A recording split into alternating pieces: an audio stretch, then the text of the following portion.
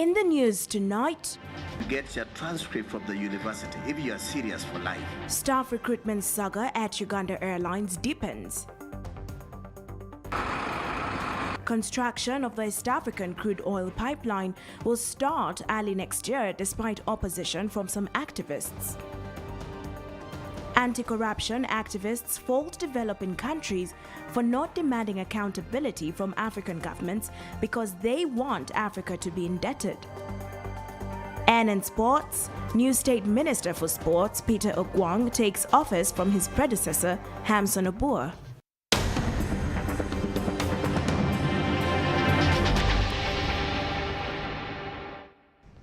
A very good evening to you and welcome to CTV PM Edition with me, Melissa Mboha, and Isaac Richamuzi on Sign Language.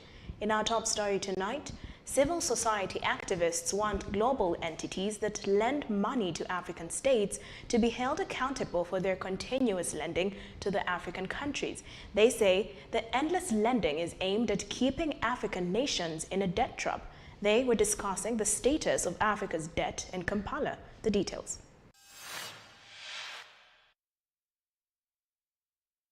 Uganda, like many global nations, is trying to recover from the dire economic effects that were caused by COVID-19. Almost everywhere, countries are struggling to fight the raging effects that include hyperinflation, which is blamed on the Russia-Ukraine war. Uganda's inflation rate now stands at 7.9%, increasing from 6.8% in the last 6 months, which is worsening the country's debt. Now, the shilling is actually depreciating. As we're talking now, it's going into about 4,000 shillings to $1. That means if you borrowed money 2 years ago, you have to lose so much because we operate in shillings to be able to pay the dollars. The situation here is not much different from other African countries. This has forced stakeholders to brainstorm on how the problem can be reduced. The lenders should be held accountable on how and who they lend their money to, because for us as civil society, some of those loans which are given anyhow, we call them illegitimate or odious debts. Should have enough and candid discussion about these loans before we acquire them. Look at the terms and be open and transparent. Tell us about the terms upon which you're borrowing this money. We would be able to advise you to say, look, yes, we should or should not take this loan. Most loans are either unused, mismanaged or swindled. When we bring this money, we do not plan. You find an entity has borrowed money for 2-3 years, they have not started utilizing the money. Why? Environmental impact assessment. 2, land acquisition.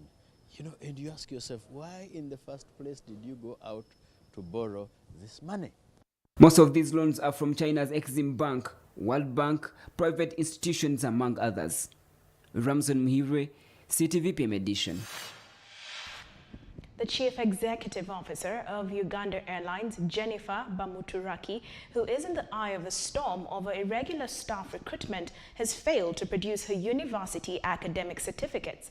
Bamuturaki, who was appearing before the members of parliament on the Committee of Statutory and State Enterprises, COSASE, also told the MPs that she lost her O-level certificate. Take a look. Confusing. Appearing before the committee that is chaired by the Nakao West MP, Joel Senyonyi, Jennifer Bamturachi said she has never picked her social work degree transcripts. She was reportedly awarded the degree in 1994. You graduated in 1994. Yes. We are in 2022. True. And you're saying that Makerere could not find, up to now, apparently they cannot, your transcript. No, they cannot find our, for our year, there's been a lot of movement. So from what I was told was that they could not trace the file where our year transcripts were. How can you have a certificate without a transcript? Because by the time you get a certificate, you should be having a transcript. You are a very serious woman, responsible for your future and for the future of this country. It will not take you 28 years to get your transcript from the university if you are serious for life. And this is a complete indicator that your position that you've acquired, you have not got it in the right way. You've not yet got the certificate. you can still apply for testimonial, and you get it from from your faculty. And I get confused when the CEO is telling us she has the certificate, but she doesn't have the transcript. It is impossible. During the questioning, MPs heard that the acting commercial director of Uganda Airlines only has an A-level certificate, yet the minimum qualification for the job is a degree. A bachelor's degree in commerce, business administration, or closely related discipline, at least 7 years of experience in sales and marketing departments in a recognized setting, stroke organization. So clearly, the highest qualification that this lady has, the acting director commercial, is a senior 6 certificate. Chair, in this country, people are just coming in and doing vurugu vurugu. So losses after. So I think we have gotten the opportunity of now looking at agencies and get to know, because most people are going, the competent people are going to Qatar, again, you know, incompetent people who have failed exams, CEOs.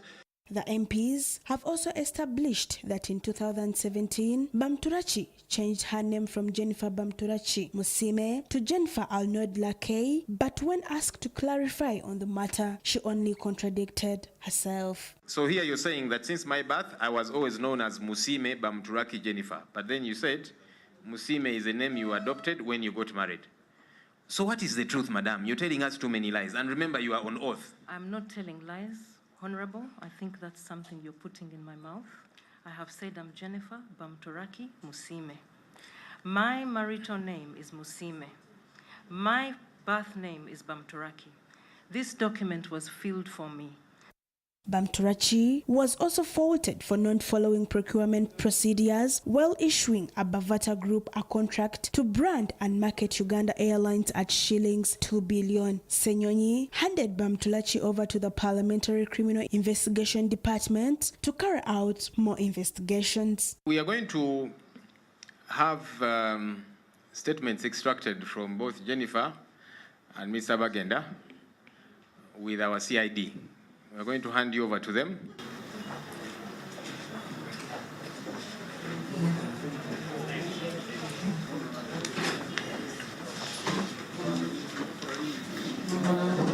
He said it's not surprising that Uganda Airlines had made losses amounting to over 160 billion since it's being managed by unqualified and incompetent people. Sarah Nakandi for CTV PM Edition. Here for today, but the Director of Finance, maybe you'll speak to us next week. We are closing for today. What do you want to talk to us about, sir? Away from the August House into Kenya, Wafula Chebukati, the chairman of Kenya's Independent Electoral and Boundaries Commission, has accused 4 commissioners who disputed the presidential election results of unsuccessfully pushing for a rerun. In a statement, the IEBC boss said the 4 had wanted him to declare that none of the candidates hit the 50% +1 mark to secure a fast round win, which would have forced a rerun. The details. This, Chebukati says, would have been against the law and the betrayal of the Commissioner's oath of office. IEBC Vice Chairperson Juliana Cherera and Commissioners Francis Wanderi, Justus Nyangaya and Irene Masit rejected Mr. Chebukati's declaration of William Ruto as President-elect, citing opacity on the part of Chebukati. We therefore cannot take ownership on the results that is going to be announced. But in a statement, Mr. Chebukati says the 4 commissioners were not telling the whole story. He said that during a briefing meeting held on August 15, 2022 at around 3 p.m. before the final declaration of the presidential election results, the 4 commissioners demanded that the chairperson moderates the results for purpose of forcing an election rerun contrary to their oath of office. He says that this is tantamount to subverting the constitution and the sovereign will of the people of Kenya. Ruto William Samoei. Number of valid votes, 7,176,141. This represents 50.49%. Chebukati says he refused to yield to what he defines as unconstitutional and illegal demand and proceeded to declare the results of the presidential election as received from the polling stations and contained in Form 34A in accordance with the law. While the four commissioners insisted that they had a role to play before the declaration of the results, Chebukati shot back, saying such a responsibility was not shared. On Monday, the four commissioners issued a statement saying that they could not associate themselves with the results as the process was opaque. Meanwhile, the National Police Services says they are currently looking into the fracas that ensued at the IEBC National Tallying Center at the Bomas of Kenya. They say they are also investigating the mysterious disappearance and murder of 53-year-old Daniel Musyoka, who was the IEBC returning officer of Embakasi East constituency. Thank you, Adams, for that report. PM Edition takes a short break, but we will be right back after this.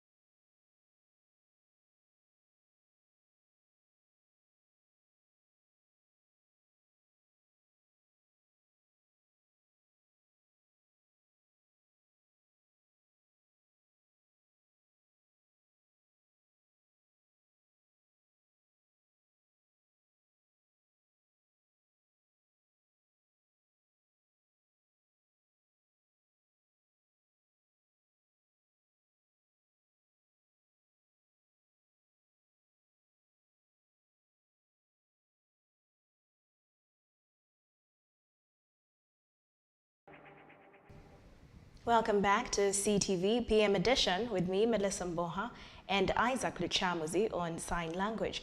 Moving on, developers of the East African crude oil pipeline say plans to implement the project are in high gear despite the presence of some people who are opposing it.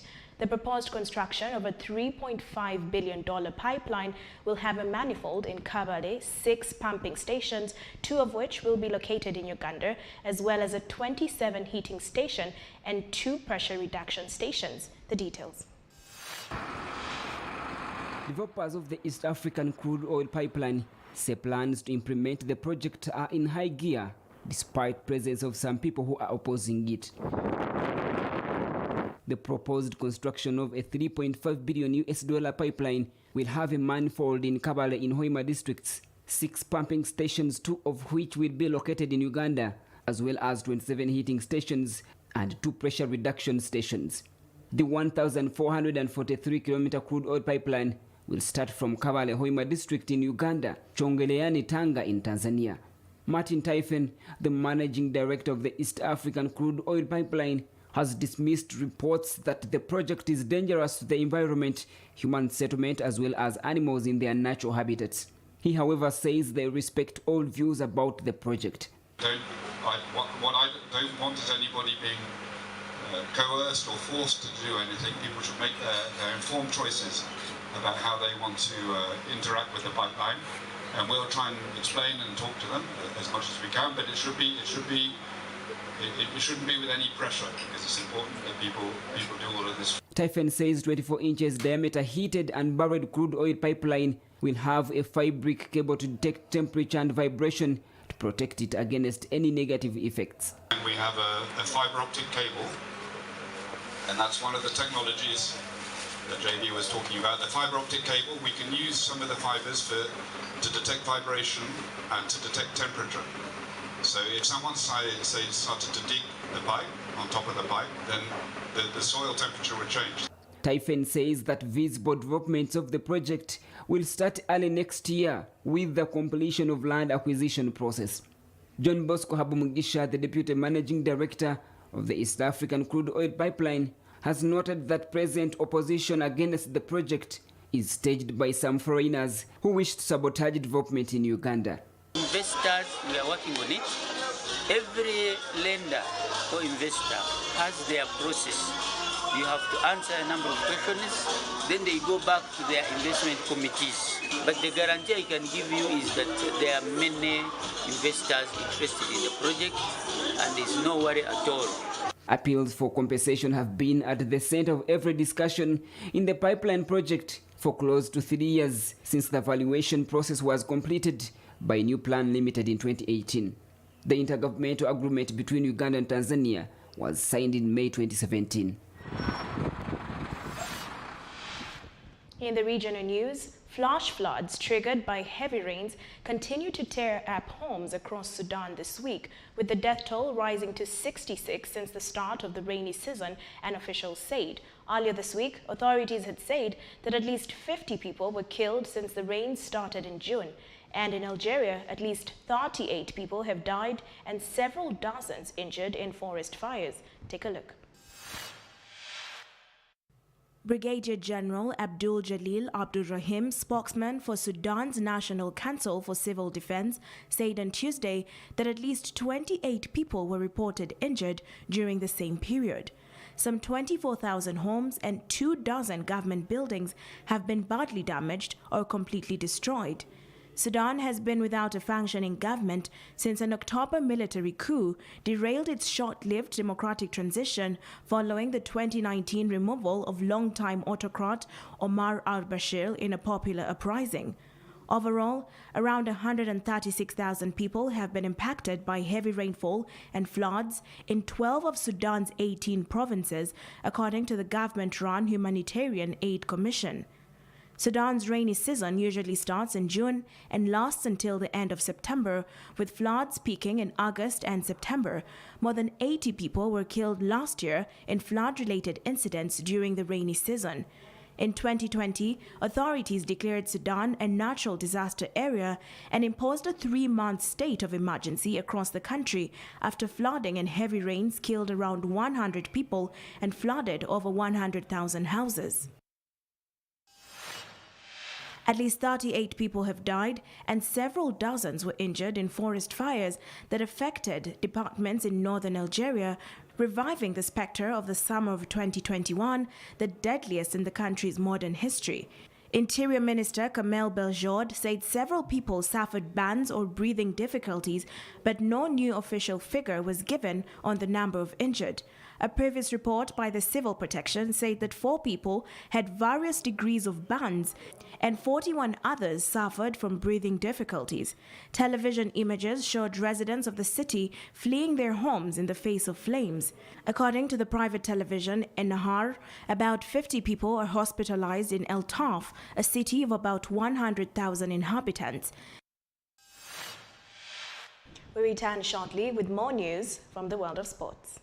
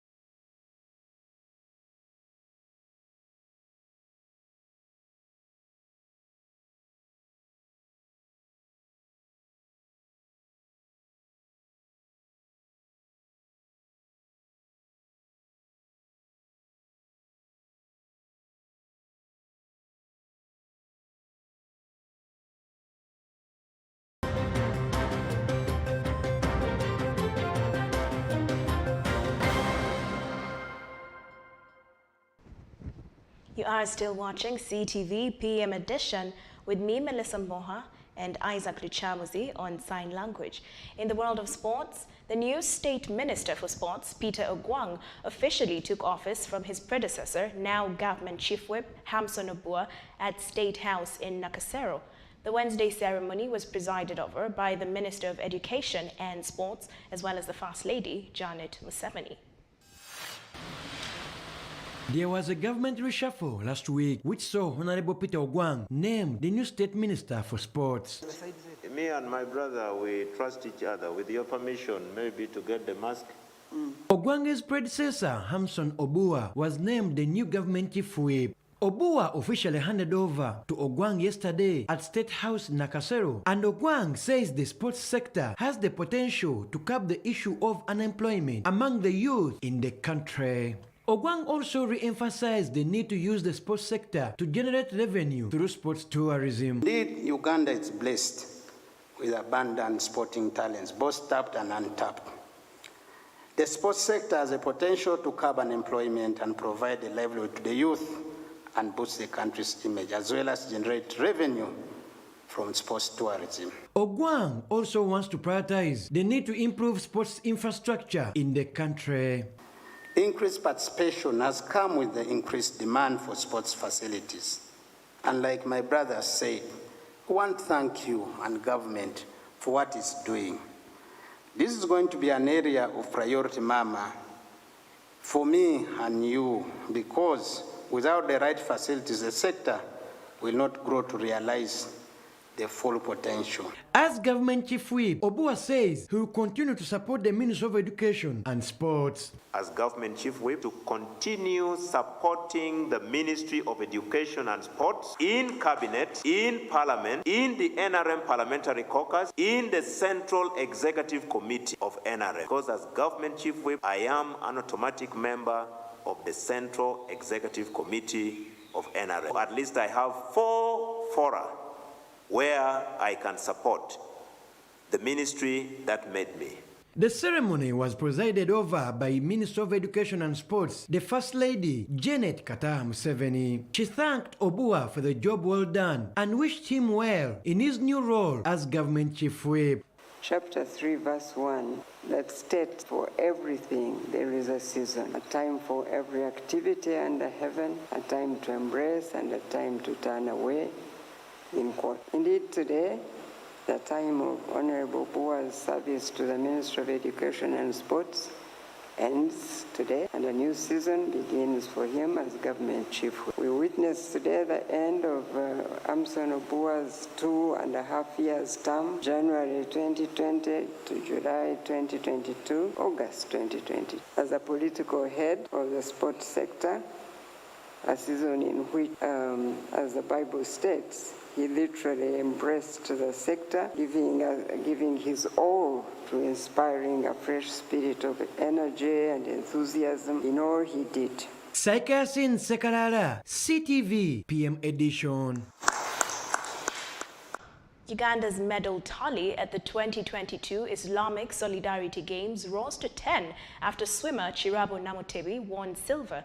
Chirabo came second in the 50-meter freestyle in Konyertaki on Wednesday. Take a look.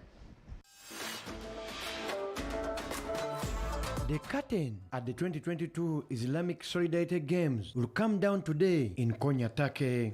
Uganda already has 10 medals in the bag, with the latest being delivered by swimmer Chirabo Namutebi in the 50-meter freestyle yesterday.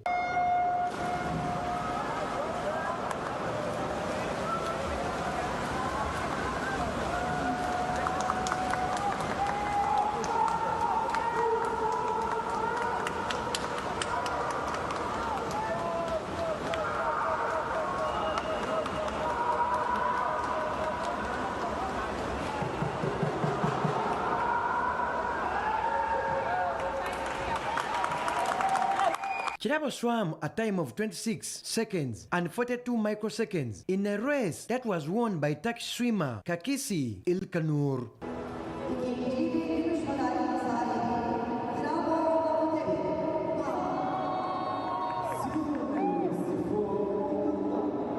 There is hope for more silverware for the teenage swimmer before the end of the season. Not yet. I still have one more competition, Africa Seniors, happening in 2 days in Tunisia. So that should be the close of the season. So I have been competing back-to-back since World Championships, which were in July. That performance was not the best, but again, the training load was huge, so I didn't really expect any personal bests. Moving into Commonwealth, it was just an honor to go and compete at such a high event, as well as here at the Islamic Solidarity Games, where I managed to win a silver medal, which I'm extremely proud of, and heading into the Africa Senior. The 10 medals Uganda has picked from the Games have come mainly from swimming and athletics, with the latter delivering 3. Athletics head coach Moses Ashonya analyzed Uganda's performance in athletics at the Games. Of Team Uganda wasn't all that bad, because we managed to win some medals, especially in swimming and athletics. The performance was very good because we managed to bring in the sprinters and the middle and the long distance runners. But the sprinters, although they need to win medals, but they ran their personal best, which was very, very good. They ran very good times, and most of them managed to go up to finals. Uganda first participated in the Islamic Solidarity Games in 2005 that were held in Saudi Arabia in the city of Mecca. Saikasin Sekalala, CTV PM edition.